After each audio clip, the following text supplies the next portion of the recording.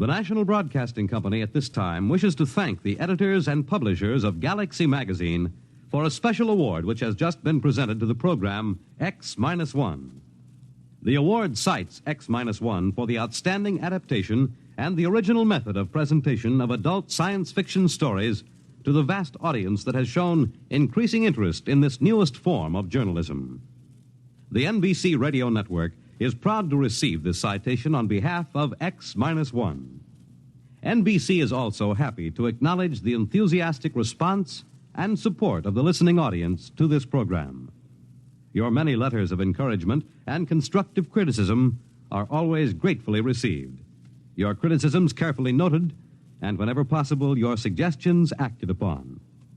Please listen at the end of this program for a special free offer. And now, X-1.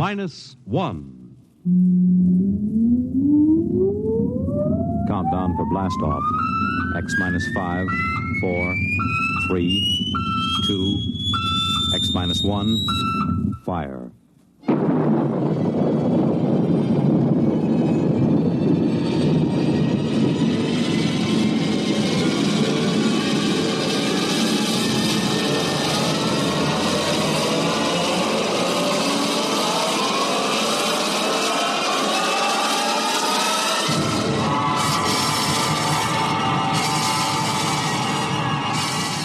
From the far horizons of the unknown come transcribed tales of new dimensions in time and space. These are stories of the future, adventures in which you'll live in a million, could be years, on 1,000 maybe worlds. The National Broadcasting Company presents X-1.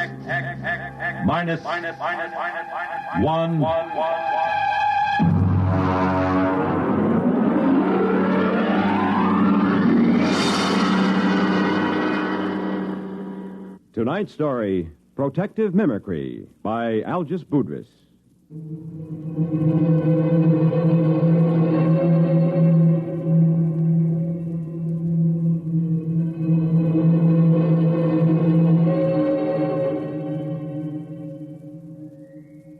Frankly, I think I'll probably have to take my expense account clear up to the Central Gallic Civil Service Board. My friends tell me to forget it. But take it from me, a rap in the credit book like this isn't easy to laugh off. Not on a grade 4 civil service pay scale. So I've made my beef out in quadruplicate and filed it. Usually, a special agent in United Galactic Federation's Department of the Treasury, Investigations Division, Currency Section, doesn't have much trouble with his swindle sheet.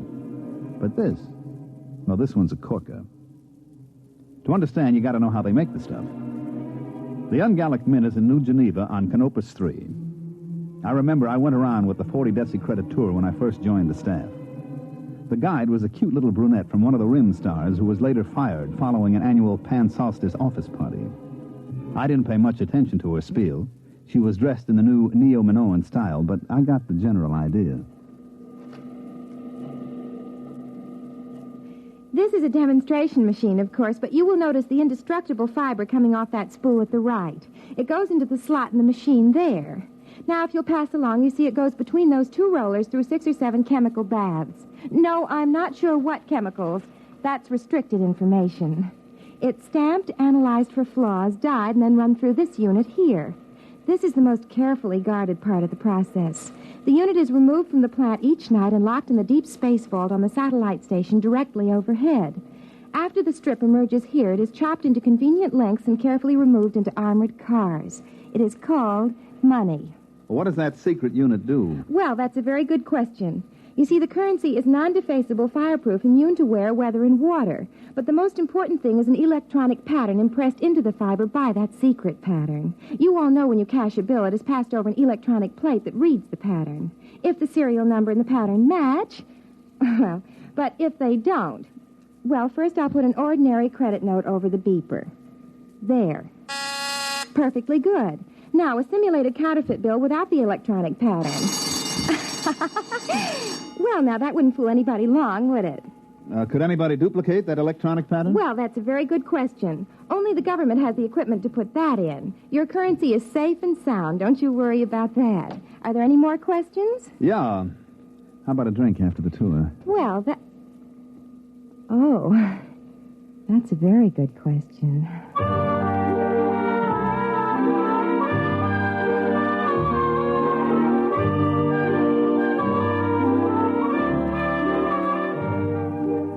It sure was. So was the answer. Well, getting back to money. The engraving, the chemical composition of the ink and the fiber would be tough enough to duplicate. But that electronic pattern snaps the clincher on it. That's why Chief Inspector Saxgard of my division looked sourly at me when I came into his office and spread a fistful of credit notes on his desk. What's that? What's it look like? A handful of 50s. Why? Put a couple of them over your beeper plate. Okay. Well, they're perfectly okay. What's it all about? Look at the serial numbers. 3, 4, 5, 6, 5, 6, 7, 8, M. Look at the others. 3, 4, 5, 6, 5... What? Let me see them. Save your eyes. They're all the same. 14 50-credit notes with identical serial numbers. That's impossible. And every one of them goes over a beeper plate quiet as a sophomore climbing into a dormitory window after hours. Baumholzer, where did you get these? They came into the New York clearinghouse from a branch on Deneb 11. The manager blew his top. He called us the minute he spotted them and sent them out to us. How about the manager? Is he blabbing all over the Bankers Club about it? I read the Ungallic Riot Act to him. He'll keep it under his hat. Good. At least we won't have any financial panics for a while. Have you checked these through the lab? Well, the ink and paper is government stock, and they match government beepers. The lab plates didn't squawk any more than yours did. Now, you could spend these anywhere as long as you only pass them one at a time. Baumholzer, you know, since the beeper plate came in, we've been sitting on our tails in this department, building up our pensions. Oh, I wouldn't say that. Neither would I outside this office. But you know darn well nobody can expect to counterfeit a bill and get away with it. It's only because throughout the universe there's a certain percentage of people who will try anything once, and a corresponding percentage of purblind idiots who will accept anything with engraving on it as money that we're here at all. Now, I've seen cigar coupons and crayon sketches come into this office. I've seen premium offers from household magazines, jet bus transfers, where some people would try to pick a Yale lock with a quarter of a pound of butter. Now, the only reason any queer can pass is because some goggle-eyed nudnik neglects to use his beeper plate. But I worry. For 15 years, I've sat in this stinking office and waited for somebody to invent a matter duplicator. Well, looks like you can stop worrying. Look at those bills, identical down to the whiskey stain in the corner. All right, Baumholzer, you call transportation and get out to Deneb 11 and find out if anybody in that neighborhood has a matter duplicator, or if he hasn't, what he has got.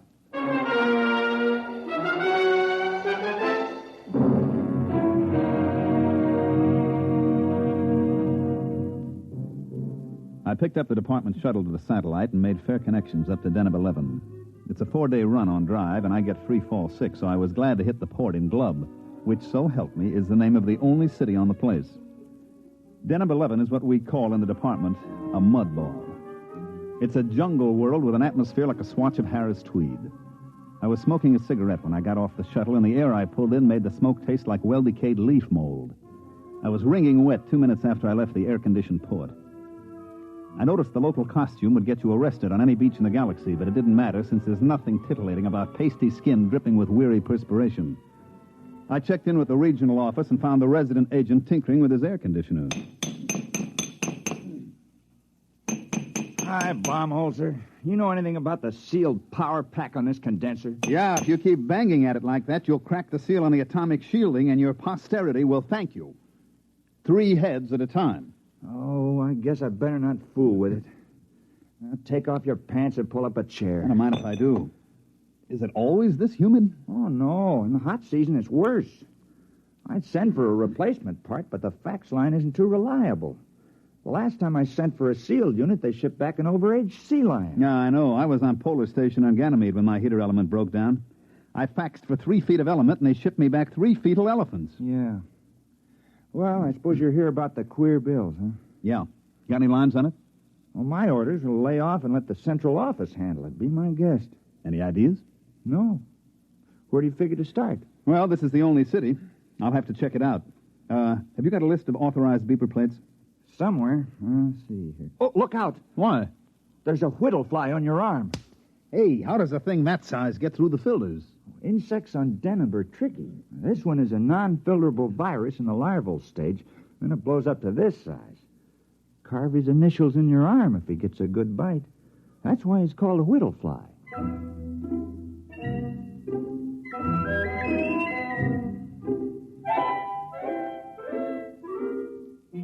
whittlefly was only one of the darlings that made the fair city of Glub a garden spot. They had one cute little tyke called the laboratory beetle, because when he bit you, he typed your blood and followed you around for days getting refills. I had one take a sample of me as I went out the door of the residency with a list of beeper plates, and he followed me from store to store while I checked every installation in the city. The little devil would step up to the bar every once and again to take another shot of my hemoglobin. I even tried ducking into men's rooms fast, but he'd be waiting for me when I came out. Well, I slogged through Glub for 3 days and then poured myself back into the residence office. Did he come in? Who? The laboratory beetle. No, they usually hang around in the hall and wait. Sometimes when I've got a poker game going, you can see 3 or 4 of the little angels buzzing around outside waiting like chauffeurs outside the opera. Wow. You draw a blank? Well, I found 7 defective beeper plates, but nobody remembers any queer bills being passed. You know, who checks serial numbers? They must have come in one at a time. And the clerks at the bank always were out to lunch and referred me to the next guy. You got any lotion for insect bites? Desk drawer. In a way, the beeper plates make it tougher. Nobody even looks at the bills anymore. Just throw them over the plate, and if no bells ring, it's okay. Well, how about the other angle? Matter duplicator? I checked invoices and purchase records. Nobody's been buying electronic parts that can't account for every tube. I thought I had something. One fellow bought 12 of those giant lithium cathode tubes, but it turned out his wife was having them wired as lamp bases. Well, I better be going. I hate to keep my little insect friend out there in suspense as to cocktail time. You got another lead? Yeah, I found a bar that makes a Tom Collins with real lemon juice instead of battery acid.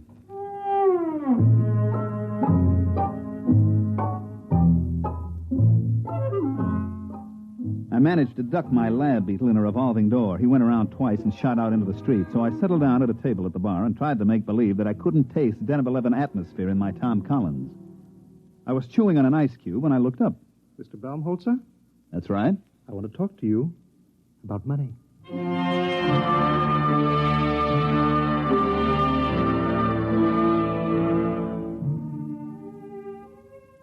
He was a terrestrial, but he'd been on Deneb a long time because he was wearing the native garment about the size of a 5-pound sugar sack. His hair, which was potato field gray, was arranged in the old-fashioned Presley style. You know, the ancient long sideburns, duck's tail in the rear that vice presidents wear in family-style banks. His ears had little bits of bone stuck in them, and his eyebrows wandered all over his face, and he stood about 6'8". Well, I waited him out, and presently he spoke up again. You are the same Mr. Baumholzer who's been going around asking all those questions about duplicate ungallic notes? That's right. Can I help you, Mr. Munger, Duodecimus Munger. Now, this bid's fair to be fascinating. I was under the impression that my mission here was just a wee bit on the secret side. There are no secrets in Glub. Now, won't you pull up a chair, Mr. Munger? I'm afraid I haven't time. Well, join me in a drink. Are you really the Mr. Baumholzer that's working on this case for the Treasury Department? Yeah, sure. Hey, you're not the fellow that's turning out these duplicates, are you? Well, as a matter of fact, I am. What? And don't move. This is a Power 30 Mistral coagulator I have. Look out with that thing. You've got it pointed at my head. Yes, I've got it set on high charge. It will fuse your brain solid. Well, what else is new?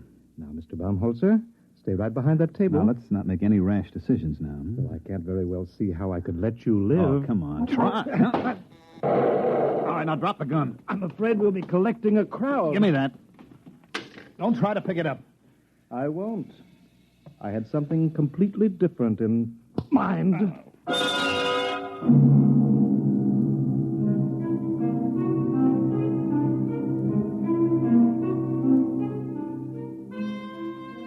Just like in those ancient legends the archaeologists keep digging up, the ones with the hard-boiled detective and the beautiful blonde, I felt the traditional roof fall in on the back of my head.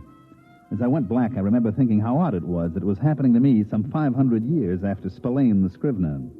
I came to in the same archaic fashion with my head going around in a free orbit around my neck. Baumholzer, are you all right? I can't see. I'm blind. Everything's black. Well, open your eyes. Oh. Where is he? Who? The guy who slugged me. What am I doing back at your office? Oh, some bartender brought you in. I thought you passed out from too much lemon juice. It was a guy named Munger. Which way did he go? Beats me. Munger? Tall feller in native dress? Yeah. Oh, well, you might as well forget about it. Why? Well, I can order a pickup on him next time he's in town. They'll sock him away in a psycho ward for a while. Forget it. Look, I am not an old lady calling up complaining that the nasty delinquents are teasing my cats. That Munger's tied in with the queer. Him? He said he was the passer. Well, that can't be. Munger. You got a file on him? Yeah. I get a number of complaints on him, so do the local cops. Well, I didn't want to make trouble. He's a very wealthy man. I'll bet. What does he do? Well, he's a merchant or something at a native village. Once or twice a year he comes out and paints the town, but a counterfeiter? I would like to talk to him again with the Mistral in my hand. He had a Mistral? Well, that's a violation of a municipal ordinance. You're supposed to check him at the quarantine Look, gate. I'm not investigating parking tickets and violations of the anti-noise laws. This is a counterfeiting case. Now, do you know where I can find him? Well, he's probably gone back to his village. Where's that? Out in the jungle. All right, get out your rubbers, friend. We're going out after him.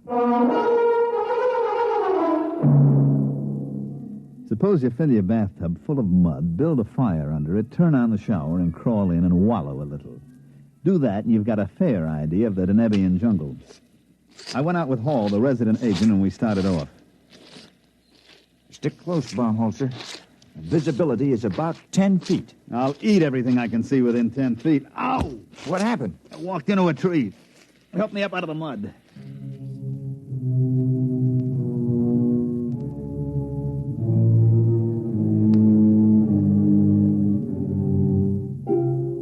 We puddled on for a couple of hours. The rain was so thick I didn't see the trees until I bounced off of them and sat down in the warm mud. I reflected as I struggled to my feet what a terrible waste. In the beauty salons of Charles of the Ritz Asteroid, ladies from all over the galaxy paid thousands of credits for hot mud baths to take the wrinkles out and make their skin smooth and caressable. And here was I getting a much more thorough treatment every time I sat down. They issue a lot of special equipment from department stores, and it all functioned perfectly. My neo-latex galoshes were fine, but stuck in the mud. My Minipower goggles and wipers kept my eyes clear, but they didn't keep me from crashing into every tree. My leak-proof sportsman's flashlight stayed dry as a bone, but powerful as it was, it couldn't light up more than 3 feet in the pelting rain. Paul, the resident, led the way, consulting a compass and a waterproof map, and finally we stopped, and I noticed that there wasn't any rain coming down on me. It's a rain shelter. The natives build them. Kind of them. Well, they're on all the trails. If you go more than a day in the rain, you go punchy from water drumming on your hat. I believe it. Well, now, don't sit down. You'll sink in. I don't know. Theoretically, a broader base should keep you from sinking, like snowshoes. Well, also increases the suction. I'll stand. How far's Munger's village? Either 2 miles or 22. I can't read the map very well. Hey, wait a minute. Listen. Well, that's the rain. No. You hear that squelching? Somebody's coming. Oh, yeah. From over there. Natives? Maybe. There he comes. Well, we've got first pick on the shelter. It's a native tradition. First come, first dry. Yeah, there's somebody out there, all right. Who's there? Who is it? A friend of mine, Mr. Baumholzer. All right, Munger. Where did you come from? Don't move. I have several friends pointing long spears at your kidney. Ole! Ole! Shall we go, gentlemen, back to my village? I believe you were looking for it.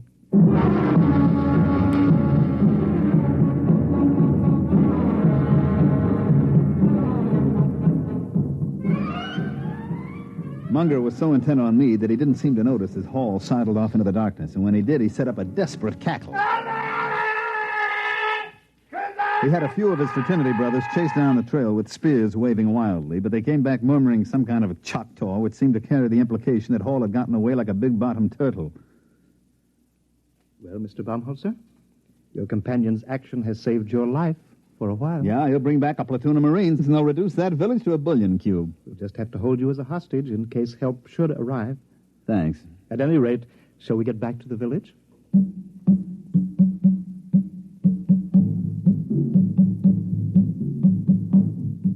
He had about 10 natives with him, each one about 7 foot tall, with those big, flat feet that evolved on Deneb for walking in primordial ooze. They were dressed in the standard native loincloth with matching accessories, namely 10-foot spears. When, as we started out along the trail, I got a good look at Munger's loincloth, it was composed of tastefully arranged 1,000-credit notes. Well, by the time we got back to the village, the rain had stopped. The humidity, of course, was still 120%, and the only difference was that the moisture just loitered around rather than actually falling. There was some kind of a clam bake going on in the village. The natives were pounding a couple of drums, and as far as I could see, getting rapidly stinko on some kind of jungle juice that they passed around in huge gourds. They were leaping and dancing, and as far as I could tell, doing snappy sayings and fancy patter as I sat on some kind of a low mushroom and tried to ignore the 2 spears that were pressed against my throat. It felt as if a nervous barber was trying to shave me with his razor tied on the end of a 10-foot pole. After a bit, Munger strode up to me with all the dignity of the lord of the jungle, and he waved the spears a foot away, pulled up a mushroom, and sat down. Actually, that wasn't a native rhythm at all. The original Danubian music is a kind of quiet, flute-like melody, something like Mozart. That didn't sound very flute-like. Yes, I know. One of the first terrestrial anthropologists out here to study the Denebs took recordings of their music. And then, to be polite, he played them in a few recordings that he'd made on an earlier field trip. Unfortunately, they were from that lost rocket colony on Ceres. Their music was a degenerate ancient form called, I believe, Roland Rock. The Denebs liked it. And they've been doing it ever since. What's the party? They're propitiating the tree. I don't know why. It's never failed yet. But they're very conservative. They've got to go into this act every night before I can do my stuff. Lasts all night. Want a drink? No, thanks. Oh, I wish I had a fifth of something civilized. I've been drinking this native swamp water for much too long.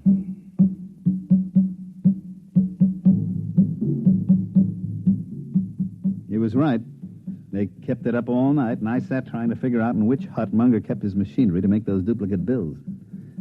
Finally, the weak light that passes for dawn on Deneb came up, and the natives quit hollering. Let's go, Bonanza. I hate to keep a man in suspense. You're curious about those duplicate bills. Well, now you're going to find out how it's done. Well, it's good of you to show me. I suppose your theory is that I'll never live to tell about it. That's very sensible of you. I like a man who can face facts.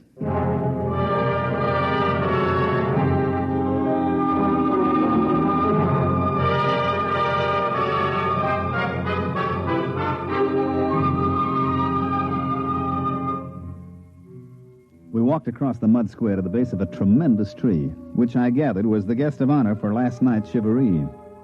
I still couldn't see the connection, but I was willing to wait. The natives sat around in a deathly hush, and Munger and I stepped forward. You notice? Nothing up my sleeves. As a matter of fact, no sleeves. And not much arm, either. Now, I take this 50-credit note. Care to examine it? Oh, I've seen it, and 14 others like it. Yes, I only use a 1,000-credit bill when the natives need new loincloths. These 50s are a lot easier to dispose of. Oh, I don't know. I traced them to you. But that was a mistake. One of my contacts got a little greedy, spent too many bills in one place. All right. Now, I used to have the natives make a loud noise, but I'll use your gun instead here. You see, I take this bill, folded, so, and so, and so, and there. What are you making a paper plane for? Just watch. I raise the note in one hand, I aim at the tree, and I fire your gun up in the air. Like this.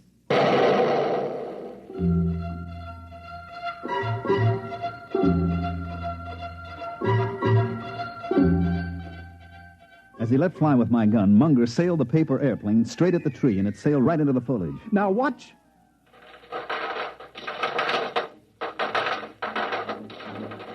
The bill came sailing back out of the leaves, and right behind it came another one. And then the air was filled with paper planes. Squadrons, wings, armadas of paper airplanes, each one made up of a folded 50-credit note. They sailed out over the whole village, and Munger set the natives to collecting them and bringing them back. There you are. There'll be several thousands of them. Look. Genuine. Absolutely genuine. And I suppose they'd go over a beeper plate without a tinkle. Startling, isn't it? Protective mimicry. Yes, precisely. You know, I discovered this tree 6 years ago while I was attempting to evade the clutches of the law on a confidence rap. I swung an axe at it to blaze a trail, and 50 axes came bouncing back at me. Well, I never heard of any plant developing mimicry to this extent. I know some plants and animals assume dangerous life forms as a camouflage, but this... Mm-hmm. Well, I'm not a botanist. All I know is that you scare the tree with a loud noise. You throw something at it, and it duplicates what it thinks is the danger. Well, speaking of danger, it doesn't look as if your colleague is bringing any help. Oh, I'll miss your company. Interesting. You'll be shot with your own gun. Now, look, Munger. Don't wriggle. I hate a moving target. What is that? Looks like the cops, Munger, at the edge of the village. Home holster, where are you? We outnumber them. I'll get you anyway. No. You can't run away from me. I'll shoot.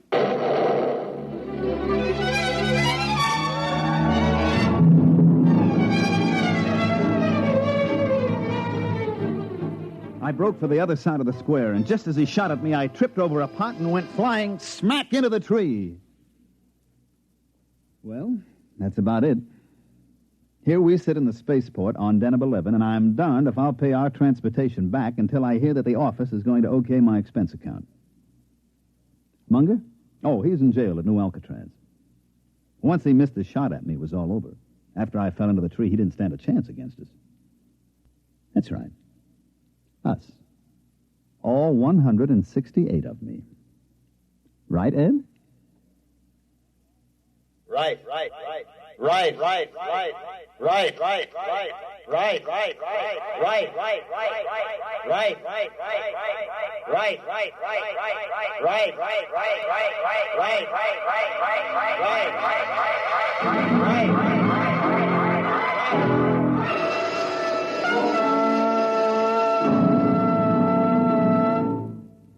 You have just heard X-1.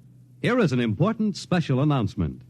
In appreciation of bringing adult science fiction to the listening audience through the medium of this program, X-1, Galaxy Magazine wishes to make the following free offer to our listeners. For the first 2,500 who write in requesting it, we will send a sample copy of Galaxy Magazine at absolutely no cost.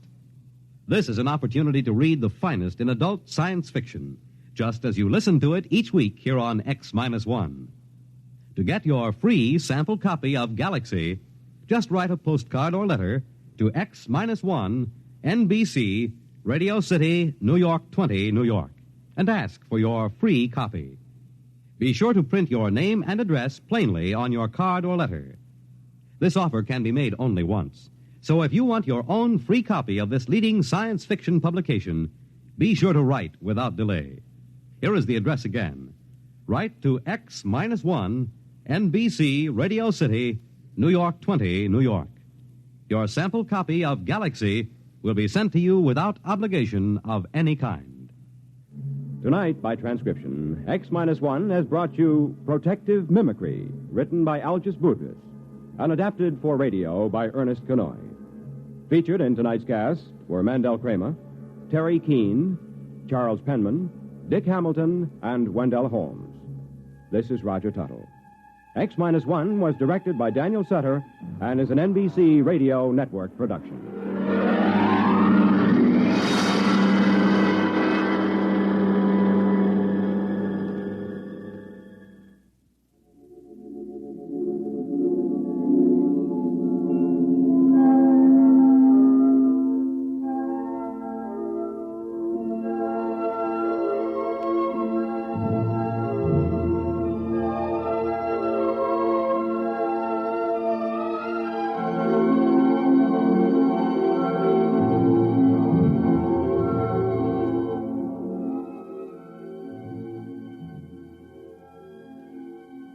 Remember, for your free sample copy of Galaxy, just send a postcard to X-1, NBC, Radio City, New York 20, New York. Now be sure to print your name and address plainly on your card. This offer can be made only once, so if you want your own free copy of this leading science fiction publication, be sure to write without delay. The address again, X-1, NBC, Radio City, New York 20, New York. The Roaring Twenties in song and story. Hear Gordon MacRae in The Best Things in Life Are Free tonight.